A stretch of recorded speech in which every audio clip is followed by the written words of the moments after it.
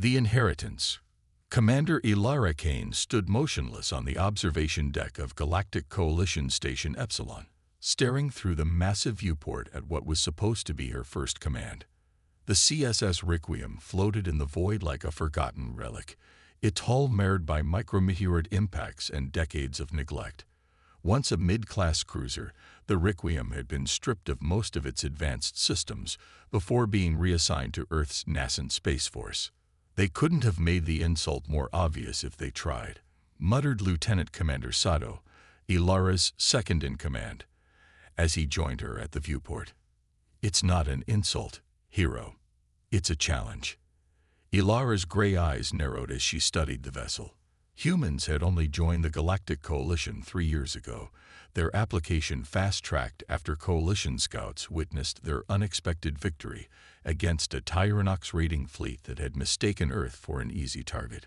The Coalition Admiralty expects us to fail, Hero continued. Give us their oldest, most outdated vessel, assign us to patrol the emptiest sector of Coalition space, then cite our underperformance as reason to limit human involvement in future operations. Ilara finally turned from the viewport, a half-smile playing across her face.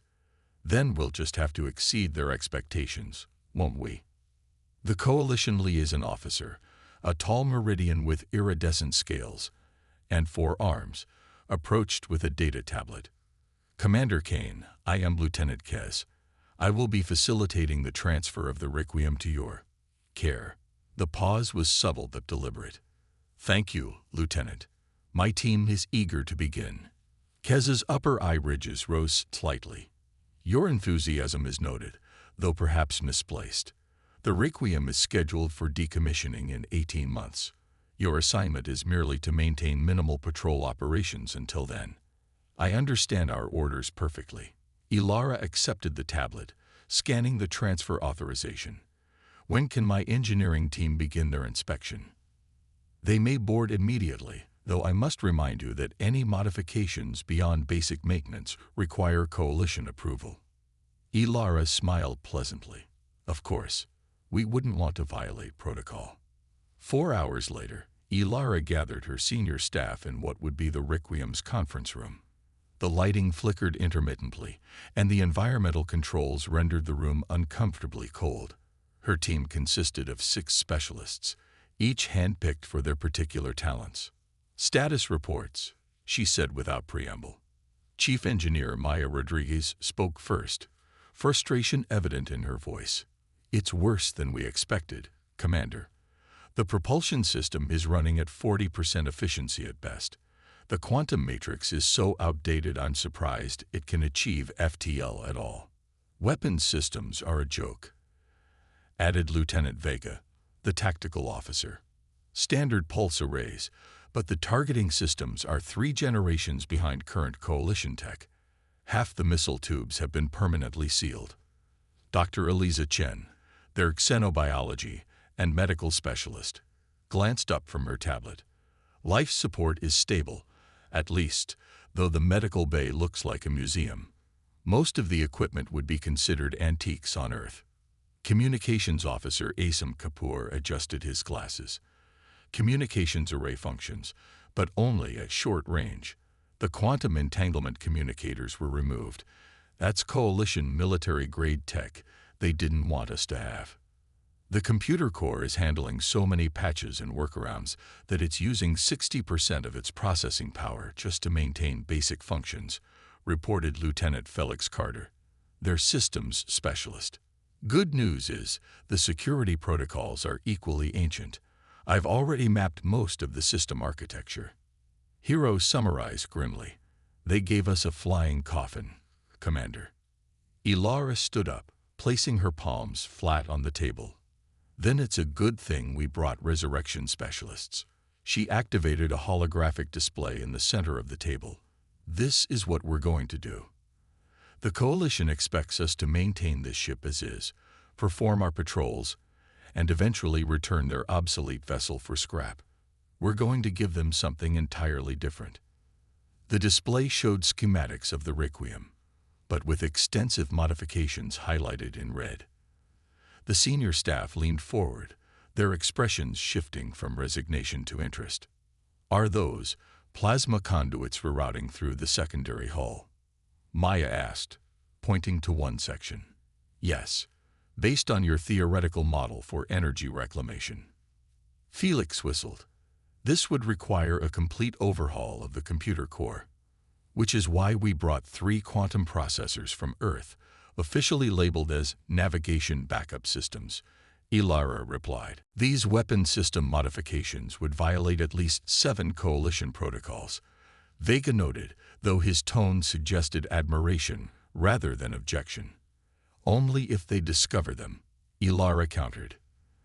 The outward appearance and energy signatures will remain consistent with a vessel of this class. Hero frowned. The liaison officer, Kez, will be monitoring us, yes, which is why all major modifications will be concealed behind standard maintenance operations. Dr. Chen's team has prepared a series of minor medical emergencies that will require Kez's attention at key moments. What's our timeline? Maya asked. 3 weeks until our first patrol. We'll have to work in shifts around the clock. Ilara looked at each member of her team. I selected each of you not just for your technical expertise, but for your ability to improvise and your commitment to proving what humanity can achieve. The Coalition believes they're consigning us to obscurity. Instead, we're going to use this opportunity to show them exactly what they've invited into their alliance. And if we get caught? Felix asked. Ilara's smile turned cold. Then we'll have provided the Coalition with valuable insights into security vulnerabilities they need to address. Either way, they learned something about human ingenuity. 3 weeks later, the Requiem departed Coalition Station Epsilon for its first patrol mission. Lieutenant Kez stood on the bridge, watching the human crew with obvious skepticism as they guided the aging vessel out of space dock. Your patrol route has been programmed into the navigation computer, Kez stated. I trust you will adhere to it precisely. Commander Kane, seated in the command chair that had been subtly modified to accommodate her human frame, nodded. Of course, Lieutenant. We wouldn't want to get lost in our assigned sector. Engine status, she asked, turning to Rodriguez at the engineering station. Engines operating at optimal parameters, Commander, Maya responded, carefully avoiding any mention of the actual efficiency levels, which had mysteriously improved by 15% during their preparation time. Weapons and defensive systems, Ilara continued. All systems online and functional. Vega reported from Tactical, his expression betraying nothing of the extensive recalibrations he had implemented. Communications. All channels clear, Commander. ASIM confirmed. Station Epsilon acknowledges our departure. Excellent. Ilara leaned back in her chair. Helm. Set course for Sector 87, standard patrol pattern. Let's show our Coalition friends how humans handle routine assignments. As the Requiem moved away from the station, Ilara caught Kez watching her with narrow-eyed suspicion. She met the Meridian's gaze evenly. Is something concerning you, Lieutenant? Your crew seems remarkably content with this assignment, Kez observed. Most species would consider commanding this vessel a demotion. Perspective, Lieutenant Kez. Where you see an outdated vessel, we see opportunity. Humans have a long history of making the best of limited resources. An admirable philosophy, Kez replied, though his tone suggested he found it naive rather than admirable. Though I fear in this case, optimism may be misplaced. 2 weeks into their patrol of Sector 87, Ilara and her crew had settled into a rhythm.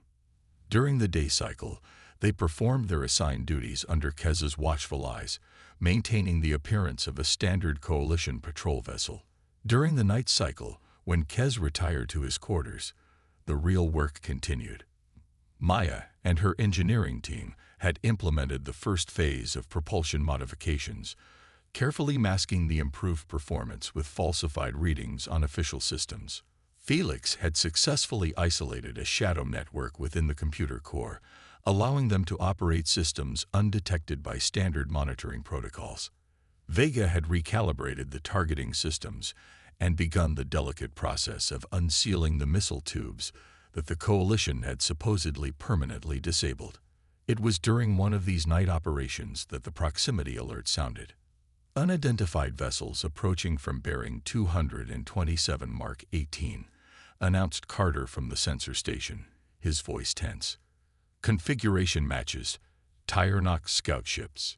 Ilara's blood ran cold. The Tyrannox were the Coalition's most persistent adversaries, a warrior species whose neural biology made them experience pleasure when inflicting pain on others. Their incursion into this sector was unexpected and potentially catastrophic for the unprepared Requiem. Battle stations, she ordered immediately. Alert Lieutenant Kez. ASIM, prepare an emergency transmission to Coalition Command. The bridge crew moved with practiced efficiency, but Ilara knew they were in trouble. Many of their modifications were still incomplete, systems partially disassembled for upgrading. They were caught in the worst possible state, neither the original ship nor their envisioned transformation. Kez arrived on the bridge moments later, his scales paling to a milky blue, the meridian equivalent of a human going pale with fear. "This is impossible," he declared. "Tyrannox forces have never been detected in this sector." "Well, they're here now," Ilara replied grimly. 3 scout vessels, heavily armed, on an intercept course. "We must retreat immediately," Kez insisted. "The Requiem cannot engage Tyrannox vessels. It would be suicide." Ilara turned to Maya. "Engineering, status of our propulsion system." A moment of silent communication passed between them. Maya understood the real question. How much of their modifications could they reveal? "We can give you short-burst FTL jumps, Commander," Maya replied carefully. "Not sustained flight, but enough to create some distance." Kez looked surprised. The Requiem's engines shouldn't be capable of tactical jumps. Ilara ignored him. "Vega, defensive capabilities. Shields at 60%, Commander. Weapons, limited but operational." "They're hailing us," Asim reported, his hand pressed to his earpiece. "Audio only." "Put it through." A guttural voice filled the bridge, speaking the Coalition standard language with harsh, clipped syllables. "Coalition vessel, this is Hunt Leader Kraz of the Tyrannox Dominion. Your outdated ship has crossed into our claimed territory. Prepare to be boarded and your crew processed for entertainment facilities." Ilara's jaw tightened. "This is Commander Ilara Kane of the Coalition vessel Requiem. We are operating within established Coalition space according to all current treaties. Your presence here constitutes an act of aggression." A sound that might have been laughter came through the comm. "Treaties change, human. Your Coalition has ceded this sector as a gesture of goodwill. You were not informed. How unfortunate." Kez stepped forward. "This is Lieutenant Kez, Coalition liaison officer. No such territorial concession has been authorized. Cease your approach immediately." "The Meridian speaks," Hunt Leader Kraz responded. "Perhaps you will make more interesting entertainment than these humans. We approach now. Resistance will only enhance our pleasure." The communication cut off abruptly. "They're lying," Ilara stated flatly. "The Coalition wouldn't cede territory without informing patrol vessels." Kez's color had shifted to a deep blue with purple streaks. Anger, or possibly fear. "No, they wouldn't. This is an unauthorized incursion. Which leaves us with a problem," Ilara continued. "We can't outrun them, and we can't outfight them. Not conventionally." She turned to her crew. "It's time to show what this ship can really do. Maya, bring the modified propulsion system online, full capacity. Felix, activate the shadow network and transfer weapons control to the secondary systems. Vega, prepare the graviton pulse." Kez stepped forward, alarmed. "What modifications? What graviton pulse? This vessel has no such capabilities." "It didn't," Ilara corrected. "It does now." She turned to the Meridian officer. "Lieutenant, I'm activating emergency protocols and assuming full command authority under Coalition Emergency Directive 15C. You have 2 options. Assist us or confine yourself to quarters." For a moment, Kez seemed torn between outrage and curiosity. Finally, he said, "I will observe, Commander. But be aware that I will report every violation of Coalition protocol." "I'd expect nothing less," Ilara replied, before turning back to her crew. "Let's show the Tyrannox what they're really hunting." The bridge transformed as hidden interfaces activated and secondary systems came online. The lighting shifted to a combat-ready blue, and previously dark panels illuminated with tactical displays. "Tyrannox vessels moving to surround us," Carter reported. "They're deploying boarding craft." "Maya, status of the graviton pulse." "Charged to 60%, Commander. That's all we can manage without the full modifications in place. It'll have to be enough." "Carter, plot a micro-jump. Put us directly between those two scout ships." "Commander," Kez interjected, "that maneuver is impossible. The Requiem's navigational systems cannot calculate such a precise jump." "Our systems can," Ilara stated confidently. "Execute jump on my mark." "Mark." The stars blurred momentarily as the Requiem disappeared in a flash of light, only to reappear seconds later precisely between two of the Tyrannox vessels. "Graviton pulse, now," Ilara ordered. Maya slammed her hand down on a control that shouldn't have existed on a Coalition vessel of the Requiem's class. The ship shuddered as energy surged through hastily installed conduits. A moment later, an invisible wave of gravitational force erupted from the Requiem in all directions. The effect on the Tyrannox ships was immediate and dramatic. Caught in the gravitational distortion, their vessels lurched violently, thrusters firing erratically as they tried to compensate. One ship collided with the other, their shields flaring bright blue at the point of impact. "Their navigational systems are offline," Carter reported, unable to keep the surprise from his voice. "The pulse worked better than we calculated." "Their boarding craft are adrift," Vega added. "Weapons systems appear to be in reset mode." Ilara didn't waste the advantage. "Target their propulsion systems. Conventional weapons only. Let's not reveal everything at once." Standard Coalition pulse weapons fired from the Requiem, striking with unexpected precision at the vulnerable engine ports of the disabled Tyrannox vessels. "ASIM, broadcast on all frequencies, audio and visual," Ilara ordered.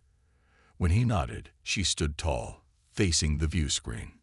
"Tyrannox vessels, this is your only warning. Withdraw from Coalition space immediately, or we will be forced to demonstrate the full capabilities of our outdated ship. You have 1 minute to comply." For 30 seconds, nothing happened. Then, slowly, the Tyrannox vessels began to retreat, their movements sluggish as they recovered from the gravitational assault.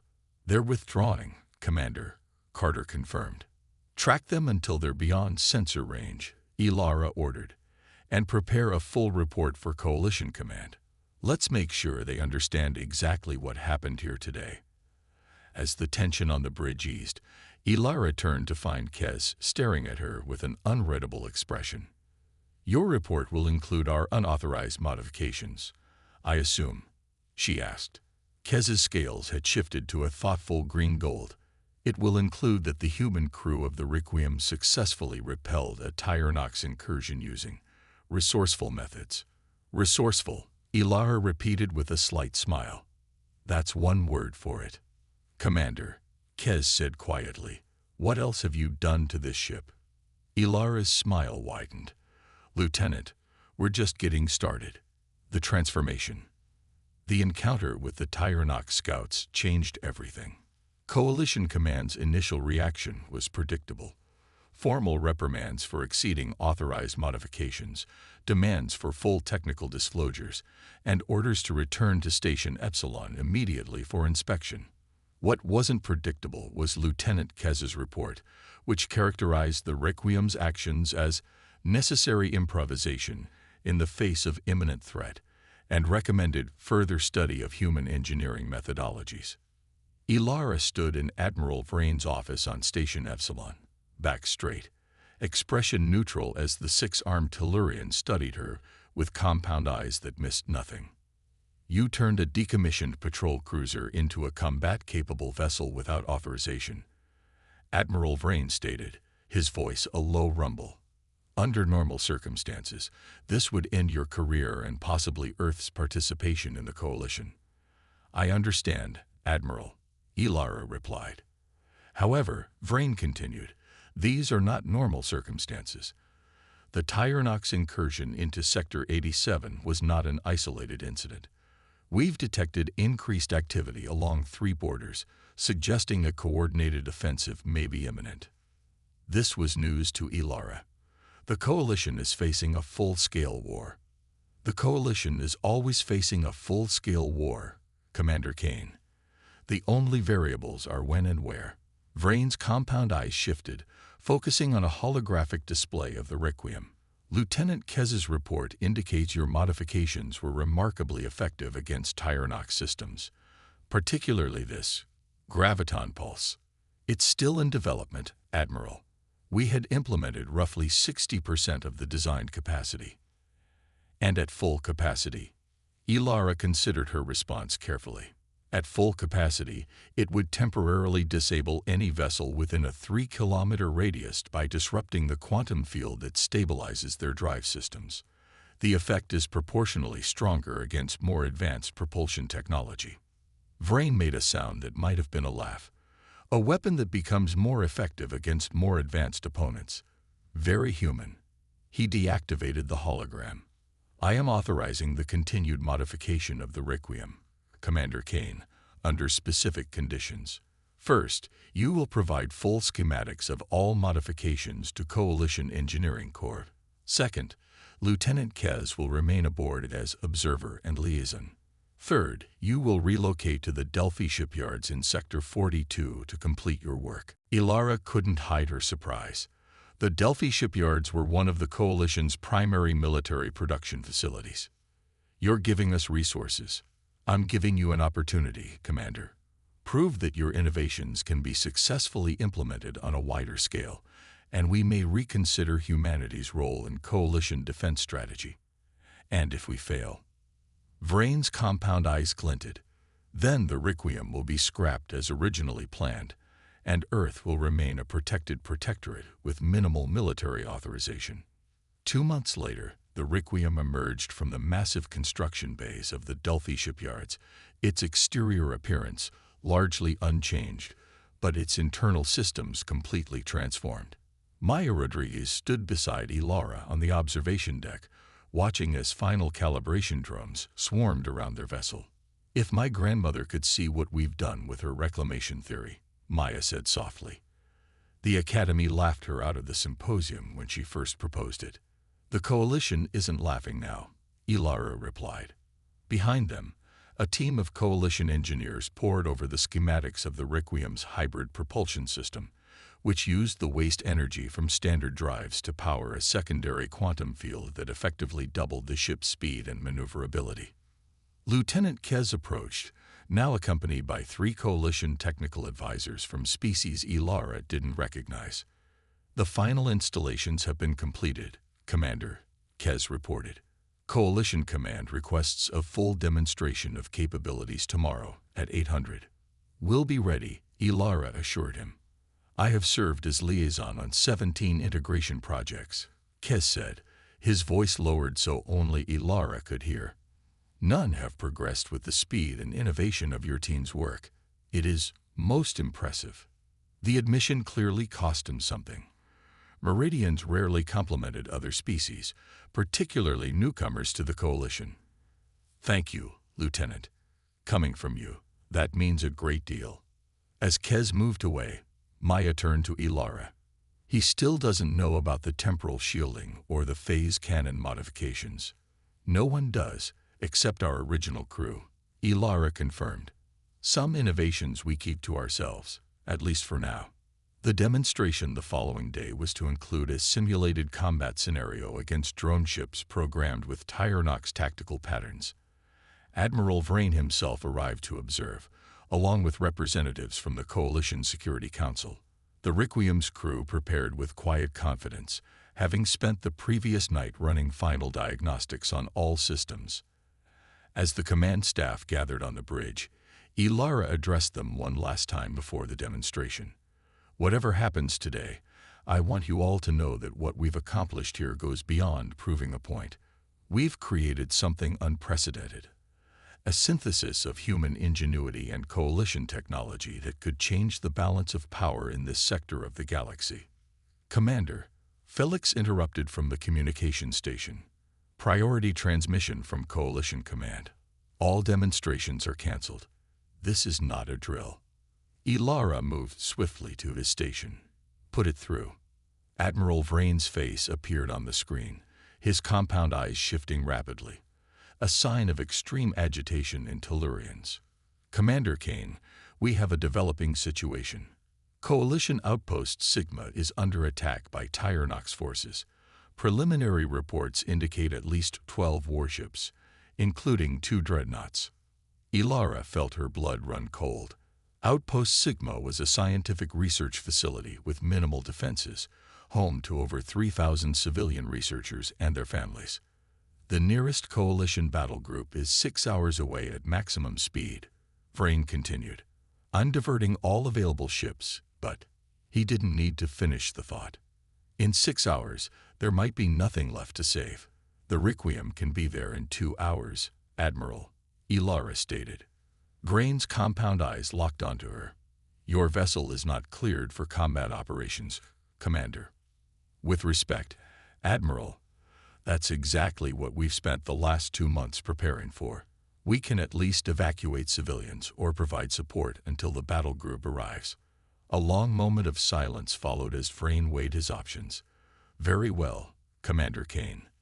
The Requiem is authorized to proceed to Outpost Sigma for evacuation operations only. You are not. Repeat, not to engage Tyrannox forces unless directly threatened. Understood, Admiral. We'll depart immediately. As the transmission ended, Ilara turned to find her entire command staff watching her expectantly. Evacuation operations only. Hero questioned. Those were our orders, Ilara confirmed, a ghost of a smile playing on her lips. Of course, the definition of directly threatened leaves some room for interpretation. Battle stations. Everyone. This is no longer a drill. The Requiem departed the Delphi shipyards at a speed that left the observing coalition officials in stunned silence.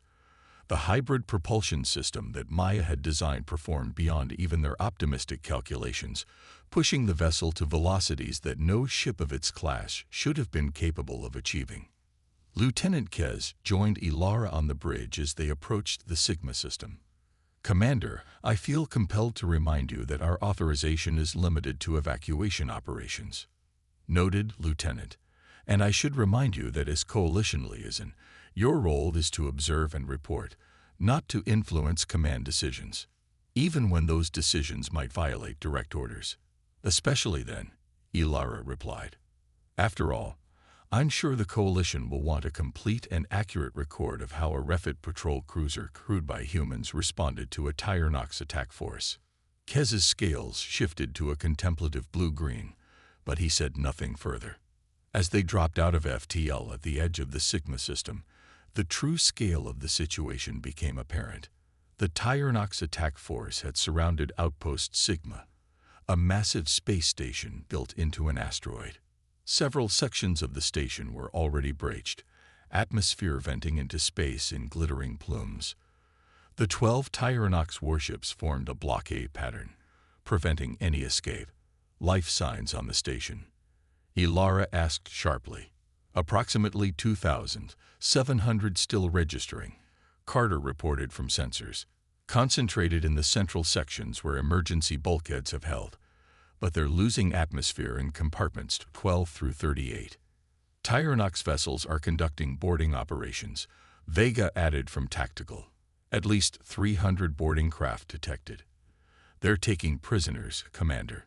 Everyone on the bridge understood what that meant. The Tyrannox didn't take prisoners for ransom or political leverage. They took them for their pleasure palaces, where the suffering of other species was converted into the neural stimulants that Tyrannox physiology craved.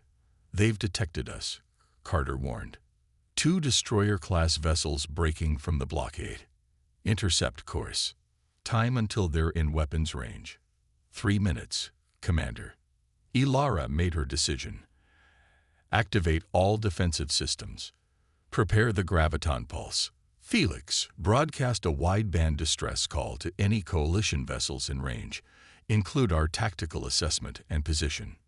What about the evacuation, Commander? Kez asked pointedly. We can't evacuate anyone if we're destroyed, Lieutenant, and we can't reach the station through the blockade. First, we need to create an opening. She turned to Vega. Target the nearest Tyrannox destroyer with conventional weapons. Hold the graviton pulse and phase cannons in reserve. Let's not show our full capabilities immediately. The Requiem accelerated toward the oncoming destroyers, which dwarfed the refit cruiser by a factor of 3. On the view screen, their predatory silhouettes grew larger, weapon ports glowing with charged energy. They're firing, Carter called out. Evasive pattern Delta, Ilara ordered calmly. The Requiem responded with a nimbleness that belied its size, twisting away from the destroyer's energy beams. Return fire. Target their forward weapon arrays.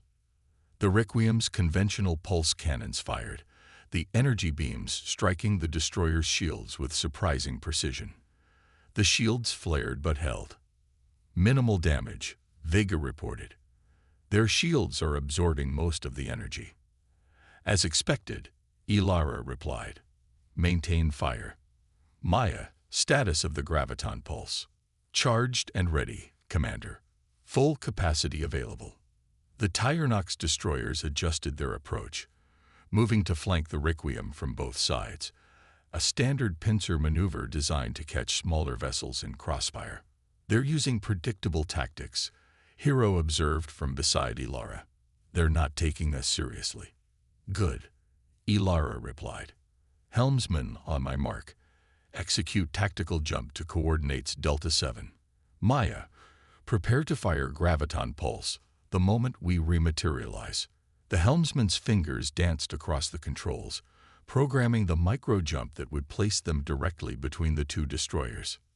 Mark. The Requiem vanished in a flash of displaced energy, reappearing seconds later in the narrow space between the approaching Tyrannox vessels. Graviton pulse. Now, the ship shuddered as the pulse discharged, the invisible wave of gravitational force expanding outward at near-light speed. The effect on the Tyrannox destroyers was immediate and devastating. Both massive ships lurched violently, their propulsion systems fluctuating wildly as the quantum fields that stabilized their engines collapsed. Direct hit, Carter exclaimed. Both vessels experiencing critical system failures. Their shields are down. Target weapons and propulsion only, Ilara ordered. Fire phase cannons. Hidden weapon ports opened along the Requiem's hull, revealing technology that even the Coalition engineers hadn't been allowed to examine. The phase cannons fired, not energy beams, but concentrated pulses of matter temporarily shifted out of normal spacetime.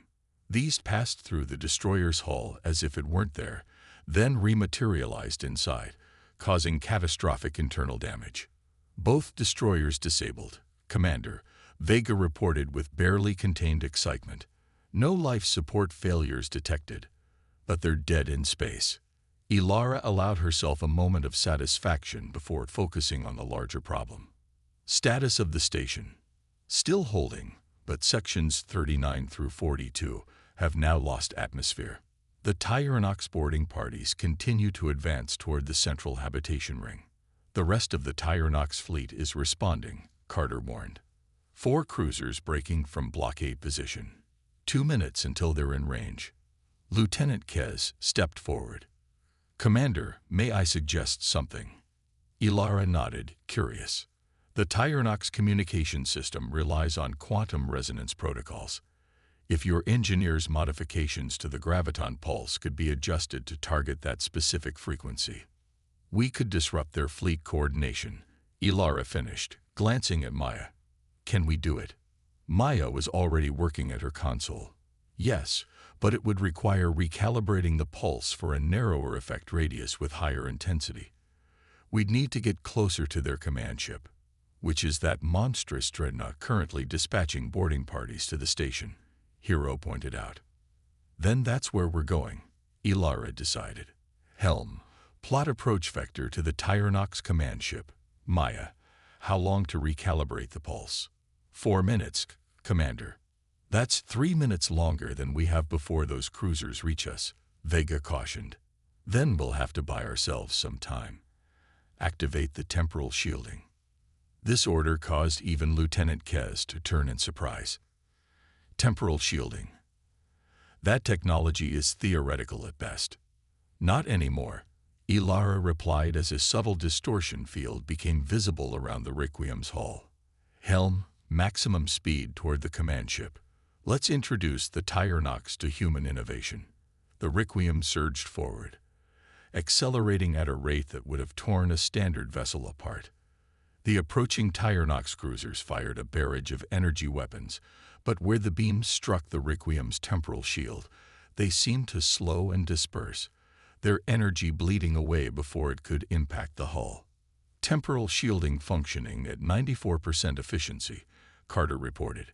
Minor energy bleed through on the port side, but nothing critical. Distance to command ship, 30 seconds at current speed. Ilara turned to Maya. Status of the recalibrated pulse. Almost there, Commander. I need another minute. Helm, evasive pattern echo. Keep us moving but get us as close to that dreadnought as possible. The Requiem danced through space, twisting and turning to avoid the increasingly desperate fire from the Tyrannox vessels. The massive dreadnought loomed ahead, its gun ports rotating to track the approaching cruiser. They're hailing us, Asim reported. Put it through. The bridge speakers crackled with a harsh Tyrannox voice. Coalition vessel, you have interfered with rightful conquest. Your primitive modifications are amusing but futile. Surrender now, and your crew will be processed intact for our entertainment centers.